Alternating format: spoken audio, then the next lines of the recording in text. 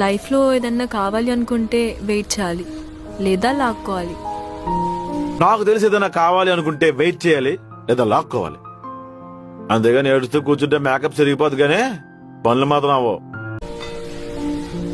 అంత రాత్రిపూట దోమలు బాగా రక్తం పీల్చేస్తుంటే ఫ్రస్ట్రేషన్ ఏదో వాగేహాను. దాన్ని అంత సీరియస్ గా తీసుకున్నావా? సహనం, ధైర్యం గొప్ప ఆయుధాలంట. అవి నాకు కూడా ఉన్నాయని గుర్తు చేయడం గొప్ప విషయమే కదా. విన్నావా? నా గొప్పతనం ప్రపంచం అంతా పాకేస్తుంది, నీకే తెలియదు. మా ఊడికి అప్పుడు నాకు ఎప్పుడో తెలుసమ్మా. కాకపోతే ఊళ్ళో ఉంది అదొకే. దేవుడి దగ్గర దీపం పెట్టి 10 కాలాలు చల్లగా ఉండాలని నీళ్లు పోసారంట నీలాంటోడే. అది ఆడి గొప్పతనం. నీ జాబ్ సంగతి ఏమైంది? నా గురించి ఎందుకులేండి. ఒకవేళ నాకు ఉద్యోగం రాకపోయినా అర్ధరాత్రులు కూర్చొని ఒంటరిగా ఉండలేను, నాన్నకు నేను అర్థం కాను అని ఎడుతూ కూర్చోను. వయసుకి వెళ్ళామా, వాటర్ అయ్యామా, గ్యారేజ్ కు శుభ్రంగా తుడుచుకుని పడుకున్నావా, అంతే. ఆ గ్యారేజ్ వెనకాల ఉన్న చేసాలి నీ అన్నమాట.